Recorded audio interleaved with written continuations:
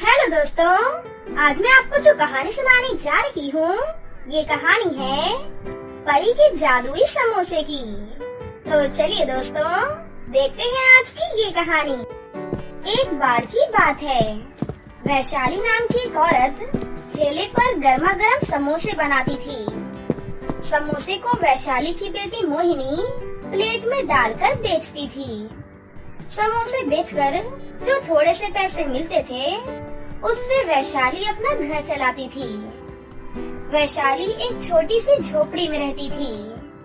वैशाली हर रोज अपने स्वर्गीय पति की फोटो के सामने हाथ जोड़कर खड़ी हो जाती थी। ये सब देखकर एक दिन मोहिनी अपनी माँ से कहती है, माँ, सब तो भगवान की फोटो के सामने हाथ जोड़ते हैं, लेकिन आप पिताजी की फोटो के सामने हाथ क्यों जोड़ती हैं? बेटा, मरा हुआ इंसान भगवान के समान होता है। तुम्हारे पिताजी बहुत अच्छे इंसान थे। वो हमें कोई संपत्ति तो देकर नहीं गए, लेकिन मेरा बहुत अच्छे से ख्याल रखा है। मेरा मानना है कि बेशक वो मर गए हैं, लेकिन उनकी आत्मा हमेशा हम पर नजर रखती है। अच्छा माँ, ये तो मुझे पता ही नहीं था। थोड़े से पैसे जमा हो जाने दो, उसके बाद मैं तुम्हारा एक अच्छे से स्कूल में नाम लिखवा दूंगी। फिर तुम अच्छे से पढ़ाई करना और अपने पिताजी का नाम रोशन करना। कुछ दिनों बाद उस गांव में एक बहुत बड़ा जमींदार आ गया था। वो जमींदार बहुत ही लालची और कमीशन खाने वाला आदमी था। उस जमींदार ने आने के बाद छोटे छोटे व्यापारियों से कमीशन लेना शुरू कर दिया था। धीरे धीरे वो जमींदार एक एक करके सभी की दुकानों पर गया और कमीशन लेने लग गया। ऐसे ही एक दिन जमींदार, जिसका नाम महेश था, वो वैशाली के पास आया। फिर महेश वैशाली के समोसे को हाथ में लेता है और गौर से देखने लगता है। अचानक महेश समोसे को जमीन पर फेंक देता है और कहता है, छी छी छी छी, इस समोसे के आलू कितने सड़े हुए हैं। अगर लोगों ने ये समोसा खाया तो वो बीमार पड़ जाएंगे। तुम अपने सारे समोसे तुरंत फेंक दो, वरना तुम पर तगड़ा वाला केस लगा दूंगा। साहब, हम समोसे बनाने के लिए सारे नए आलू डालते हैं। अगर एक दिन भी थोड़े बहुत समोसे बच जाते हैं, तो उसे या तो हम खा लेते हैं या तो किसी गरीब को दे देते हैं, लेकिन कभी भी उसे दोबारा इस्तेमाल नहीं करते। हम पर दया कीजिए साहब, ऐसे हमारे पेट पर लात मत मारिए। हम दोनों जैसे तैसे करके इस समोसे को बेचकर अपनी जिंदगी गुजार रहे हैं। कृपया करके हमें छोड़ दीजिए। तुम्हें देखकर तो मुझे तुम पर बहुत दया आ रही है। मुझे 8,000 रुपए कमीशन दो, तब मैं तुम पर केस नहीं लगाऊंगा। नहीं साहब, हम पर रहम कीजिए साहब। हम इतने सारे पैसे कहाँ से लाएंगे? इतनी तो हमारी कमाई भी नहीं है। पैसे दे रही हो या अभी मैं पुलिस को फोन करके बुलाऊं? वैशाली बेचारी क्या करती, उससे जमींदार को पैसे देने ही पड़ते हैं। वैशाली ने मोहिनी की पढ़ाई के लिए जो बचे हुए पैसे जमा करके रखे थे, वो जमींदार को दे देती है। इतना सब करके भी महेश उन्हें नहीं छोड़ता। महेश हर रोज वहाँ आ जाता था और मुफ्त में समोसे खाता था। यहाँ तक कि 500-600 लेकर भी जाता था। अब तो महेश वैशाली को गंदी नजर से भी देखने लगा। एक दिन वैशाली अपने पति की फोटो के सामने रोते हुए कहती है, देख रहे हो ना आप, एक अकेली विधवा औरत पर ये जमाना कितना जुल्म ढालता है, और महेश हमारी कमजोरी का फायदा उठाकर हमें बहुत लूट रहा है। इससे मन नहीं भरा तो अब वो मुझे गलत नजर से भी देखने लगा, और तो और बकवास की बातें भी बोलता है। अब मैं और मोहिनी इस गांव को छोड़कर चले जाएंगे। मैं किसी दूसरे गांव में दूसरों के घरों में काम करके अपना गुजारा कर लूंगी। इतना कहकर वैशाली और जोर जोर से रोने लगती है। तभी अचानक वहाँ पर एक परी प्रकट होती है और परी को देखकर वैशाली डर जाती है। अरे डरो नहीं, मैं एक परी हूँ। और मैं यहाँ पर तुम्हारी मदद करने के लिए आई हूँ। मुझे तुम्हारे पति ने तुम्हारी मदद करने के लिए भेजा है। वो खुद तो यहाँ नहीं आ सकते, इसलिए उन्होंने मुझे भेजा। बताओ तुम रो क्यों रही हो? उसके बाद वैशाली परी को अपनी सारी बात बता देती है। उसकी बात सुनकर परी अपने जादू से वहाँ पर एक जादुई नक्शा प्रकट करती है और उससे बोलती है, ये एक जादुई नक्शा है। तुम इस नक्शे को फॉलो करके एक जगह पर पहुँचोगी। वहाँ पर तुम्हें कुछ जादुई चीज मिलेगी। फिर वो नक्शा देखकर परी वहाँ से गायब हो जाती है। तभी वहाँ पर वैशाली की बेटी मोहिनी भी आ जाती है। फिर वैशाली उसे परी की सारी बात बता देती है। अरे माँ, मुझे तो लगता है इस नक्शे को फॉलो करके हमें बहुत सारा खजाना मिलने वाला है। तभी तो परी ने इसे हमें दिया है। क्यों ना हम इस नक्शे के अनुसार चलकर उस जंगल में जाएं? हाँ बेटा, तुम बिल्कुल सही कह रही हो। चलो हम अभी चलते हैं। उसके बाद वैशाली और मोहिनी नक्शा देखकर जंगल की तरफ जाने लगते हैं। चलते चलते आखिरकार दोनों एक पेड़ के पास पहुंच जाती हैं। मोहिनी और वैशाली उस पेड़ को देखकर हैरान रह जाती हैं, क्योंकि उस पेड़ में फल की जगह समोसे लगे हुए थे। फिर मोहिनी पेड़ के ऊपर चढ़ जाती है और एक समोसा तोड़कर खाती है। समोसा खाकर मोहिनी बोलती है, अरे माँ, ये समोसा तो बहुत टेस्टी है। इतने में मोहिनी जिस जगह से समोसे तोड़ती है वहाँ एक और समोसा लग जाता है। ये सब देखकर वैशाली को सब कुछ समझ में आ जाता है और वो उस परी और अपने पति को याद करने लगती है। थोड़ी देर के बाद वैशाली भी वहाँ अपने साथ एक ट्रैक्टर लेकर आ जाती है और सारे समोसे उस ट्रैक्टर में अपने आप ही गिरने लगते हैं। ट्रैक्टर की ट्रॉली समोसों से भर जाती है। उसके बाद वैशाली और मोहिनी वापस घर चली जाती हैं।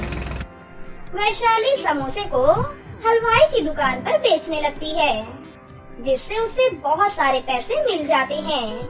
ऐसे ही रोज मोहिनी और वैशाली पेड़ के पास जाकर समोसे ट्रैक्टर में भरने लगती हैं। कुछ ही महीनों में बहुत अच्छे खासे पैसे कमाकर वैशाली अपना एक अच्छा और बड़ा सा घर बनवा लेती है। जैसे ही ये बात महेश को पता चलती है, वो वैशाली के घर भागा भागा आ जाता है। महेश वैशाली के घर आता है और उससे बोलता है, ये क्या, इस गांव का जमींदार हूँ मैं और मुझे बिना पता चले तुम्हारा बिजनेस इतना कैसे बढ़ गया? ये सब तुम कैसे कर रही हो? साहब, ये सब तो हमारी मेहनत की कमाई है। इतने सारे समोसे तुझे मिल कहाँ से रहे हैं? तू इतने सारे समोसे कहाँ से लाती है? ये बात मुझे जाननी है। मुझे सब कुछ सच सच बता, नहीं तो मैं पुलिस को बुला लूँगा। इस बार वैशाली उस जमींदार से बिल्कुल भी नहीं डरती और बुलंद आवाज में बोलती है, साहब, आप कितने बड़े चोर हैं, मुझे पता है, इसलिए जल्दी से बता दीजिए, आपको कितने पैसे चाहिए? जितने पैसे बोलोगे उतने पैसे आपके मुंह पर लाकर मारूंगी। ओहो, पैसों की गर्मी की वजह से अब तुम्हारी जुबान खुल गई। खैर छोड़ो, वैसे मन की बात जानने वाले लोग मुझे बहुत पसंद है। तूने मेरी मन की बात जान ली है, ये देखकर मुझे बहुत अच्छा लगा। मुझे तुरंत 40,000 रुपए निकाल कर दे और हर महीने मुझे 5 लाख रुपए देगी तू। वैशाली पैसों का सूटकेस लाती है और मोहिनी से कहती है, मोहिनी बेटा, अभी यहाँ जो हुआ है तुमने सब कुछ रिकॉर्ड कर लिया है ना? अपनी माँ की बात सुनकर मोहिनी बाहर आती है और उनसे कहती है, जी माँ, मैंने सब कुछ रिकॉर्ड कर लिया है।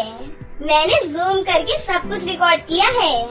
माँ, अंकल की आवाज तो बहुत ही अच्छे से आ रही है। फिर वैशाली महेश से बोलती है, चल अब बता, मैं तेरा क्या करूं? मेरे पास तो सबूत भी है। तू बार बार बोलता है कि तू पुलिस को बुलाएगा। एक काम करती हूँ, तेरा काम मैं हल्का कर देती हूँ। मैं ही पुलिस को बुला लेती हूँ। ये सब देखकर महेश बहुत घबरा जाता है और मोहिनी के पीछे फोन लेने के लिए दौड़ने लगता है। ओए लड़की, रुक जा, मुझे फोन दे, वरना तू नहीं जानती कि मैं क्या क्या कर सकता हूँ। अंकल, अब मेरे पीछे भागने से कोई फायदा नहीं है, क्योंकि मैंने पुलिस अंकल को पहले ही वीडियो सेंड कर दी है। महेश घबराते हुए वहीं पर बैठ जाता है। कुछ देर बाद पुलिस आकर महेश को गिरफ्तार कर लेती है। उसके बाद मोहिनी और वैशाली खुशी खुशी एक साथ रहने लगती हैं। संध्या बच्चों को स्कूल से छुट्टी के वक्त घर लेकर आ रही थी, पर उसकी आंखों में आंसू थे। अब क्या करूं? बच्चों की फीस अगले 15 दिन तक नहीं भरी तो बच्चों का नाम स्कूल से काट देंगे। 6 महीने की फीस कहाँ से लाऊंगी? मुझे कुछ समझ ही नहीं आ रहा। मम्मी, बर्गर खाना है, बर्गर लेकर दो ना। मम्मी, मुझे भी बर्गर खाना है। भैया, बर्गर कितने का दिया है? 20 रुपए आलू टिक्की और पनीर लगाकर 25 रुपए का है। 20 रुपए वाले 2 दे दो भैया। ये बर्गर बनाना कितना आसान है। अगर इसमें सब्जियां अच्छी लगा कर दे तो। ये लो आपके बर्गर। मम्मी, मुझे पनीर वाला खाना था। भैया, ये लो 5 रुपए और पनीर लगा दो। बस इतना सा टुकड़ा पनीर का, इसके 5 रुपए। ऐसे तो तुम ग्राहकों को लूट रहे हो। बहन जी, 25 रुपए में इतना ही पनीर मिलेगा। हमें भी तो बचत करनी होती है। अगर एक ही बर्गर में ढेर पनीर लगा दिया तो फिर हमने दुकान चला ली। और इतना ही कम लग रहा है तो खुद घर पर क्यों नहीं बना लेते बर्गर?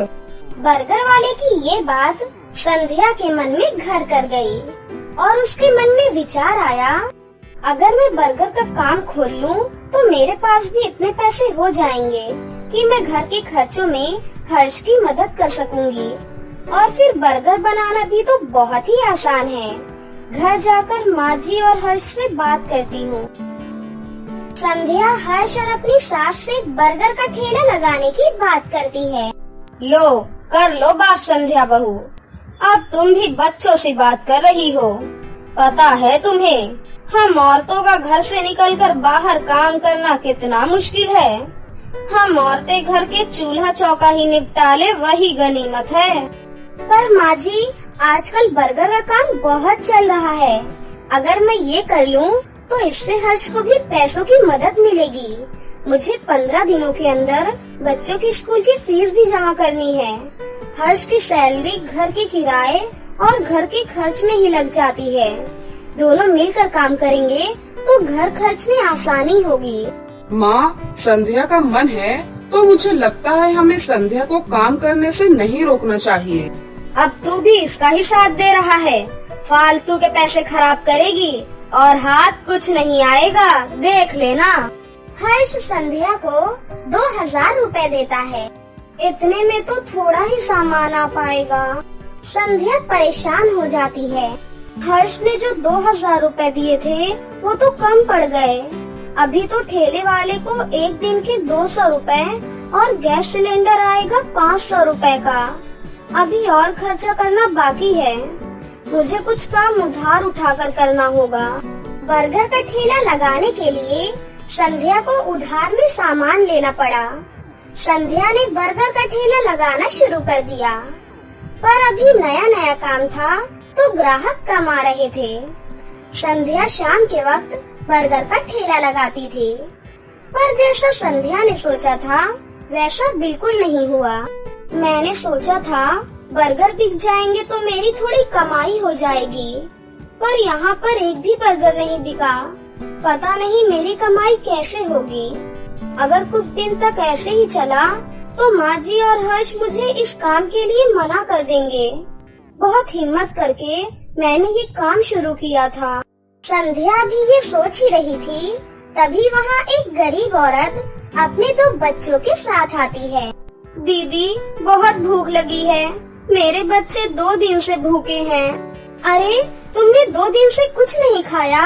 रुको, मैं अभी तुम तीनों को एक एक बर्गर देती हूँ। शुक्रिया दीदी, आज तुमने हमारा पेट भरा है, और जो भूखों का पेट भरता है भगवान उसे कभी भूखा नहीं रहने देते। तुम्हें जब भी भूख लगे तुम मेरे ठेले पर बेझिझक आ जाया करो, और यहाँ पर तुम अपने बच्चों के साथ अपनी भूख मिटा सकती हो।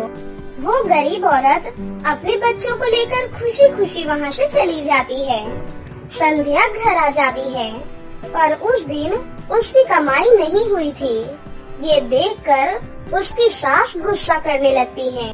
लो, मैंने तो पहले ही मना किया था कि ये चोंचले पालने की कोई जरूरत नहीं है। पिछले 3 दिन से मुश्किल से 100 रुपए कमाकर घर आ रही है और सामान लगा देती है 2 से 3 हजार रुपए का रोजाना का। अब रोटी सब्जी तो बनेगी नहीं, हम सभी ये बर्गर खाकर पेट भर लेते हैं। क्यों, अब तो तू खुश है ना अपना नुकसान करके?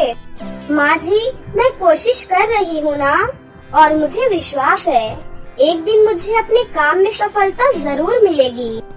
संध्या अगले दिन ठेले वाले से ठेला किराए पर लेने के लिए जाती है, तो वो उसे मना कर देता है। देखो बहन जी, मैं पिछले 4 दिन से तुम्हें उधार का ठेला दे रहा हूँ। 200 रुपए रोज का किराया है, बस आज के लिए और दे रहा हूँ। अगर तुमने कल सुबह तक मेरे ठेले के किराए के 1000 रुपए नहीं दिए तो मैं किराए पर तुम्हें ठेला नहीं दूंगा। अब क्या करूँ? हर्ष से मांगूंगी तो वो मुझे इस काम को बंद करने के लिए कह देंगे, और माँ जी पहले ही मेरे खिलाफ हैं, पर मुझे अपने बच्चों के लिए पैसे जोड़ने हैं। हे भगवान, मेरी मदद करो। संध्या भगवान से प्रार्थना करती है कि उसके ठेले पर ग्राहक आ जाएं, कि तभी नमस्ते जी, मैं पिछली वाली गली में बर्गर की एक दुकान चलाता हूँ। यहाँ से गुजरते हुए 2 दिन पहले मैंने आपको बर्गर का ठेला लगाते हुए देखा था। मुझे 15 दिन पहले एक अनाथ आश्रम के लिए बर्गर का ऑर्डर मिला था, पर 10 दिन पहले एक हादसे में मेरे सीधे हाथ की हड्डी टूट गई, जिसके कारण मैंने अभी बर्गर बनाने का काम रोका हुआ है। पर मैं ऑर्डर के पैसे ले चुका था, इसलिए मैं वहाँ मना भी नहीं कर सकता।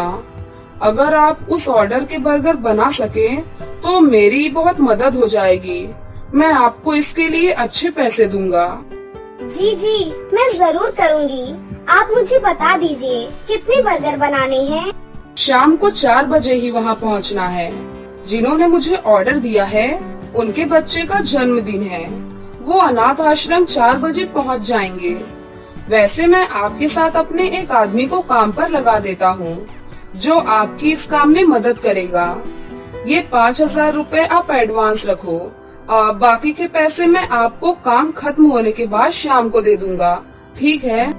वो व्यक्ति मानो संध्या के लिए भगवान का रूप बनकर आया था। संध्या की सारी परेशानियाँ दूर हो जाती हैं। वो अपने उधार भी चुका देती है और बच्चों की स्कूल की फीस भी जमा कर देती है। उस व्यक्ति को संध्या का काम इतना पसंद आता है कि वो संध्या के साथ पार्टनरशिप में काम करने लगता है। संध्या अब एक बर्गर की दुकान चलाती है। संध्या की मेहनत और हिम्मत देखकर उसकी सास और हर्ष बहुत ही ज्यादा खुश थे। इसीलिए बच्चों कहते हैं कि कोशिश करने वालों की कभी हार नहीं होती। तो दोस्तों, कैसी लगी आपको हमारी ये कहानी? अगर आपको हमारी कहानी अच्छी लगी हो तो इसे जरूर लाइक करें, साथ ही हमारे चैनल को सब्सक्राइब भी कर लें और बेल आइकन को दबाना ना भूलें। मिलते हैं अगली वीडियो में। धन्यवाद।